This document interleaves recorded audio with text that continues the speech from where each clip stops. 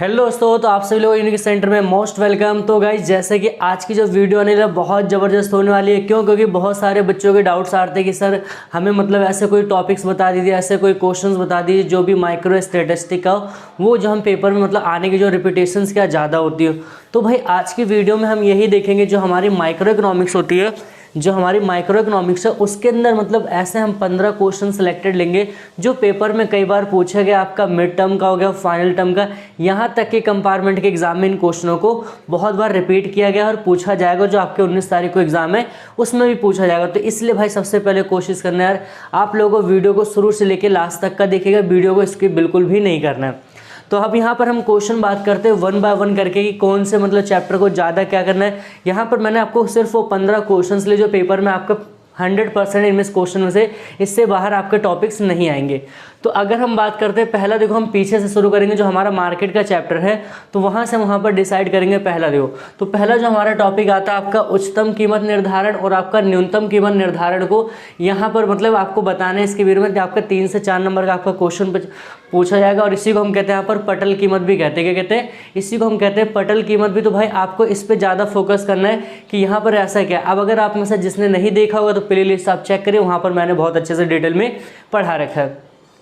और यहाँ पर दूसरा जो सबसे इंपॉर्टेंट क्वेश्चन आपका देखो, अभी जो आपका मिड टर्म का पेपर हुआ था उसके अंदर आपका जो फाइनल एनुअल टर्म का आपका पेपर हुआ था तो उसके अंदर ये क्वेश्चन पूछा गया था कि पूर्ण प्रतियोगिता जो बाजार होती है वो क्या होती है और इसकी विशेषता के बारे में बताइए, इसकी विशेषता क्या क्या होती है। ठीक है, तो ये थोड़ा आपको ध्यान रखना है। इसमें आपके जो विशेषता 4 से 5 पॉइंट है, आप जाके सारी की सारी भाई प्ले लिस्ट चेक करोगे तो वहाँ पर मैंने बहुत अच्छे से सारे के सारे कंसेप्ट को पढ़ा रखा डिटेल में। उसके बाद देखो ये क्वेश्चन यार कई बार ये इस बार का नया क्वेश्चन रहा था जो आपके मिड टर्म में पूछा गया था। ये जो क्वेश्चन आपका था ना इस बार का काफ़ी इंपॉर्टेंट क्वेश्चन रहा, बच्चे इसको समझ नहीं पाए क्वेश्चन कह क्या रहा है। ठीक है, रीज़न बिहाइंड क्या होता है, कभी कभी होता है कि ना यार हिंदी के साथ ना कुछ मतलब तालमेल की जाती है, मतलब हेरफेर कर लेते हैं, हिंदी के शब्दों के साथ होता है। अब यहाँ पर पूछा गया था साम्य कीमत का क्या अर्थ होता है, या जब किसी वस्तु की दी गई कीमत पर पूर्ति अधिक होती है तो साम्य कीमत पर कैसे पहुँचा। अब बच्चे यहाँ पर कन्फ्यूजन देखो भाई, जब भी पेपर में कोई होता है कि आपको हिंदी वर्ड कन्फ्यूजन होता है, हिंदी वर्ड आपका क्लियर नहीं होता, समझ नहीं आता है, आप एक बार ट्राई करोगे भाई इंग्लिश को तो एक नज़र मार लो, इंग्लिश में क्या रखा हुआ है, इंग्लिश में क्या लिखा हुआ है। ये सिंपल से जो आपका साम्य कीमत वर्ड आपका दिया गया है इसका सीधा सा मतलब क्या होता है। अगर हम बात करेंगे इक्विलिब्रियम प्राइस, क्या कह रहे हो, इक्विलिब्रियम संतुलन जो कीमत होती वो क्या होती है, उससे पूछा गया संतुलन। तो देखो संतुलन कीमत का मतलब क्या होता है कि जहां पर मांग और पूर्ति एक दूसरे के बराबर हो। तो अब आपसे केस क्या बना दिया, देखो आप बताओगे क्या होती है जहां पर मांग और पूर्ति के बराबर। कह रहे कि जब किसी वस्तु की दी गई कीमत क्या पूर्ति दी गई कीमत पर पूर्ति अधिक होती है। देखो पूर्ति कब ज़्यादा होगी, जब हमारी प्राइस क्या होगी, ज़्यादा होगी। अगर प्राइस ज़्यादा होगी तो सप्लाई क्या ज़्यादा होगी, सप्लाई वाले चैप्टर मैंने आपको पढ़ा रखा है। तो कह रहे हैं कि हमें साम्य कीमत पर लौटने के लिए मतलब संतुलन कीमत पर वापस आने के लिए हमें प्राइस को क्या करना पड़ेगा, तो प्राइस को डाउन करना पड़ेगा। ठीक है, तो बस ये बना के आपको यहाँ पर आंसर लिखना था। बिल्कुल हलवा क्वेश्चन था, बस आप लोगों ने क्या होता है बच्चे समझ नहीं पाए थे कि इसका मतलब क्या होता है, क्योंकि हिंदी में इस बार का नया वर्ड यहाँ पर यूज़ किया गया। ठीक है, उसके बाद देखिए हमारा कह रहे हैं पूर्ति किलो, ये भी देखो क्वेश्चन फिक्स है पेपर में आया हुआ है। अभी इसमें रिपीट हुआ आपका जो एनुअल टर्म का एग्जाम था फाइनल टर्म का, उसमें रिपीट हुआ है। कह रहे हैं कि पूर्ति की लोच का क्या अर्थ है तथा इसको प्रभावित करने वाले कारक होते हैं। अब देखो पूर्ति की लोच का मतलब मैंने प्रॉपर इस पर पूरी वीडियो डिटेल में दे दी कि एक ही टॉपिक की भाई कह रहे ऐसा कोई टॉपिक नहीं जिसमें मैंने वीडियो नहीं बनाई है। हर एक टॉपिक को आप देखिए वहाँ पर क्या है, अगर टॉपिक क्लियर अच्छी बात है, अगर नहीं है तो आप जाके चुपचाप वहाँ पर प्ले लिस्ट में आप वीडियो को चेकआउट करो और वहाँ से आप वीडियो को टॉपिक को देखकर अपने कंसेप्ट को क्लियर कर लीजिएगा। ठीक है, ये अब फिर दूसरा करें यहाँ पर देखो पूर्ति को प्रभावित करने वाले करें, ये देखो क्वेश्चन सिलेक्टेड होते हैं, क्वेश्चन फिक्स है कि आपका 3 से 4 नंबर जो ये बड़े क्वेश्चन है देखो इसके अंदर 4 नंबर 3 नंबर और 6 नंबर के सारे क्वेश्चन क्या आपके इंक्लूडेड है, क्या करो इंक्लूडेड है।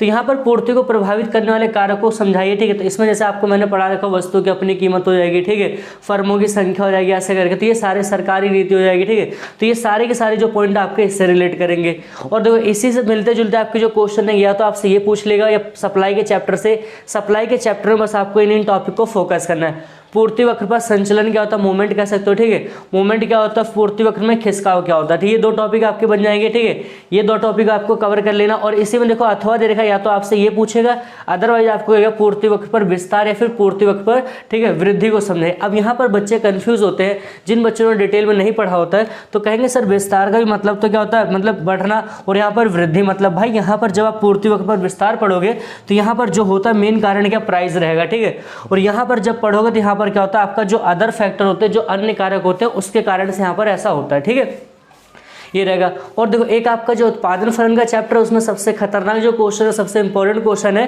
ठीक है, तो वो आपको यहाँ पर आके करना है, ठीक है। पहला मतलब कौन सा, परिवर्ती अनुपातों का नियम। क्या कह रहे हैं यहाँ पर, परिवर्ती अनुपातों का नियम, ठीक है। ये आपसे पूछेगा परिवर्ती अनुपातों का नियम को समझाइए, ठीक है, परिवर्ती अनुपातों का नियम को। या फिर आपसे क्वेश्चन कहेगा, ठीक है, या तो क्वेश्चन कहेगा टीपी और एमपी में क्या संबंध है, ठीक है, टीपी और यहाँ पर एमपी में क्या संबंध आपको वो दिखाना है, ठीक है, यहाँ पर इसको बता दोगे। और फिर देखो यहाँ पर हमें अगला टॉपिक क्या कह रहा है, ठीक है, अगला जो टॉपिक हमारा कह रहा प्रतिस्थापन तथा पूरक वस्तुओं में अंतर। ये भी क्वेश्चन आपका पूछा गया है, ठीक है, ये भी क्वेश्चन आपका यहाँ पर पूछा गया है, ठीक है, प्रतिस्थापन और पूरक वस्तुओं में अंतर लिखिए, क्लियर है।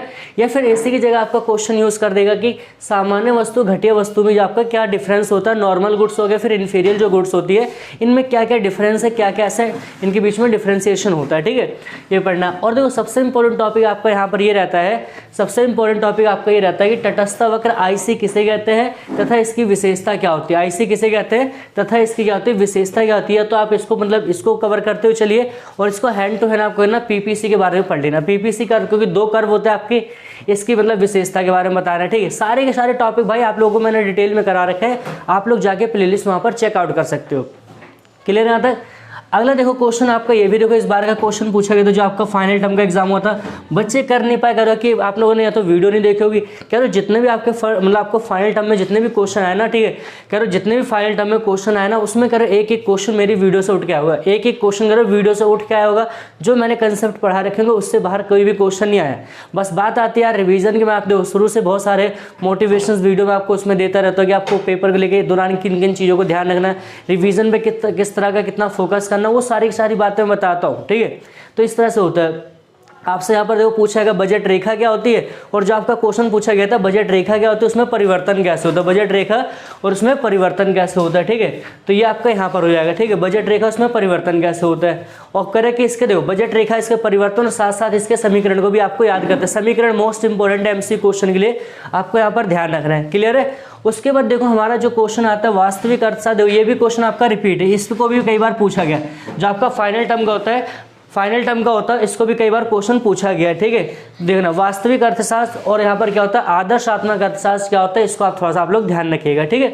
उसके बाद देखो हमारा कह रहा है कि व्यष्टि और समष्टि में आपको डिफरेंस करने, ये क्वेश्चन इस बार का हो सकता है कंपार्टमेंट के पेपर में क्वेश्चन गिर जाए, ठीक है, तो इसको ध्यान रखना है।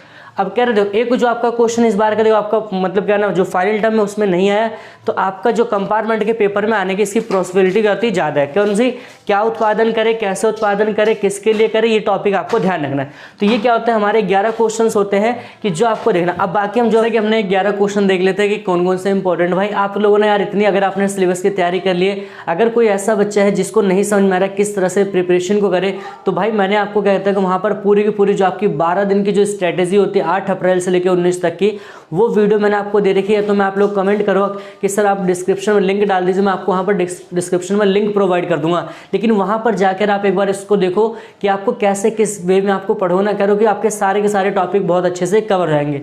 तो अब देखो 12वां क्वेश्चन हमें कौन सा तैयार करना है यहाँ पर। तो ये क्वेश्चन आपके यहाँ पर कह रहा है फिक्स है कि मांग की लोच तथा पूर्ति की लोच की परिभाषा, मतलब यहाँ पर दोनों की आपको डेफिनेशन याद करना है कि जो आपके यहाँ पर क्या होता है मांग की लोच, ठीक है, मांग की लोच, और जहाँ पर पूर्ति की लोच होती है तो आपको करना है उसकी डेफिनेशन आपको तैयार करना है, ठीक है। और साथ साथ उसके आपको एक या दो मतलब न्यूमेरिकल की प्रैक्टिस कर लेना है कि आपको किस लेवल में आपके क्वेश्चन पूछे जाएंगे, ठीक है, ये रहेगा। इसके बाद अगर हम बात करते हैं यहाँ पर देखिए, इसके बाद हम बात करते हैं यहाँ पर ये जो क्वेश्चन इस बार का पेपर में जो आपका फाइनल टर्म का पेपर होता है पूछा गया था, बच्चे क्वेश्चन छोड़ के आते कहते हैं कि सर ये समझ नहीं आ रहा क्वेश्चन क्या होता है, इसका मतलब क्या, हमने नहीं पढ़ा था। भाई देखो नहीं पढ़ा था मतलब क्या, अगर आपने मेरी वीडियो देखी होती तो हर एक वीडियो में मैंने ये बहुत अच्छे से टॉपिक पढ़ा रखा है। इसमें आपसे कह रखिए हर समान सीमांत उपयोगिता का नियम क्या होता है, ठीक है। देखो ये नियम सीधा से ये बताता है ना, देखो ये नियम सीधा से बताता है कि जब कोई भी हम वस्तु होती है, जब कोई भी वस्तु होती है तो हम उसका लगातार जब उसका उपभोग करते हैं तो उससे मिलने वाली, ठीक, उससे मिलने वाली संतुष्टि क्या होती है, लगातार क्या होती है, घटती जाती है। माफ करना भाई तो तब ये डाउन है, ठीक है। तो अब यहाँ पर देखो कह रहा है कि लगातार जब भी हम कोई वस्तु होता है उसका कंज्यूम करेंगे तो उससे मिलने वाली जो सेटिस्फेक्शन लेवल होगा, जो मतलब उससे संतुष्टि का होगी लगातार क्या होगी, कम होती जाएगी, ठीक है, ये रहा। अगला देखो जो क्वेश्चन है वेरी इंपॉर्टेंट क्वेश्चन है इस बार का, क्योंकि इस बार में जो पूछा गया था आपका, इसे देखो इन क्वेश्चनों को कैसे आप थोड़ा सा क्वेश्चन का पूछ, जो सीबीएसई अपने पैटर्न को चेंज कर ले रही है।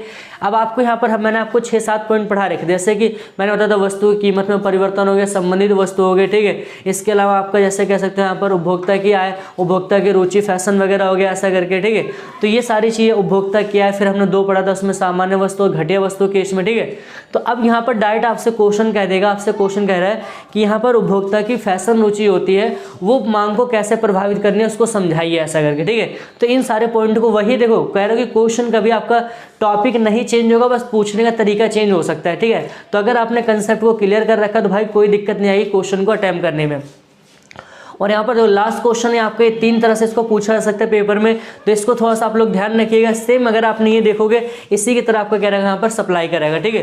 तो पहला कह रहा है कि मांग वक्र पर आपको संचलन के बारे में पढ़ना, संचलन तो मैंने इसको डिटेल में पढ़ा रखा होगा, जिसने नहीं देखा तो आप जाके वहाँ पर पूरा डिस्क्रिप्शन चेक करिए, ठीक है। या फिर प्ले लिस्ट को आप चेक करो, वहाँ पर आपको वीडियो मिल जाएगी। और तथा कह रहा है मांग वक्र में खिसकाव को समझाइए। अब देखो मांग वक्र में देखिए तो आपसे संचलन पूछेगा तो खिसकाव में, अब थोड़ा सा अगर मैं बात करूँ जो संचलन होता है यहाँ पर किसके कारण होगा, कीमत में परिवर्तन के कारण, और खिसकाव क्या होगा यहाँ पर, ये अन्य बातों में परिवर्तन के कारण। अगर ऐसा नहीं पूछेगा तो भाई दूसरा तरीके से पूछ सकता है, क्योंकि क्वेश्चन देखो अपने कहते हैं जज्बात बदल लेते हैं, कहते हैं जो जज्बात होते हैं वो बदल लेते हैं। तो यहाँ पर कह रहे हैं कि मांग वक्र पर संकुचन। अब देखो संकुचन मतलब क्या, कमी, तो कमी के साथ आपका जुड़ेगा मांग वक्र में कमी। दोनों का ही मतलब कम होता है, बट दोनों में डिफरेंस क्या आता है, यहाँ पर प्राइस के बढ़ने से क्या होता है, कमी होगी, यहाँ पर क्या होता है, अन्य बातों के कारण होगा। क्लियर है। अगर आपको संकुचन नहीं पूछेगा तो आपसे विस्तार समझाइए, और दूसरा कहेगा आपको यहाँ पर वृद्धि समझाइए। तो ये आपके कहते हैं भाई जो माइक्रो इकोनॉमिक्स के जो 15 आपके मोस्ट रिपीटेड कह सकते हो बहुत इंपॉर्टेंट क्वेश्चन थे ये। अब ऐसे ही हमारा रहेगा, आप लोग कमेंट करके बताइए कि क्या आप लोगों स्टैटिस्टिक वाले भी आपको ऐसे बता दूं जो मोस्ट इंपॉर्टेंट क्वेश्चन है जो पेपर में पूछे जा रहे हो। तो आपको अगर कमेंट करिए तो उस कमेंट के बेस पे करूँ मैं आपको और वीडियो बना दूंगा। और यार अगर आप लोग वीडियो थोड़ी बहुत अच्छी लगती है तो यार वीडियो को लाइक कर दो, शेयर कर दो, और चैनल को ज़्यादा आप लोग क्या कर दीजिएगा, सब्सक्राइब कर दीजिए। तो मिलते हैं नेक्स्ट वीडियो में। Thanks for watching this video.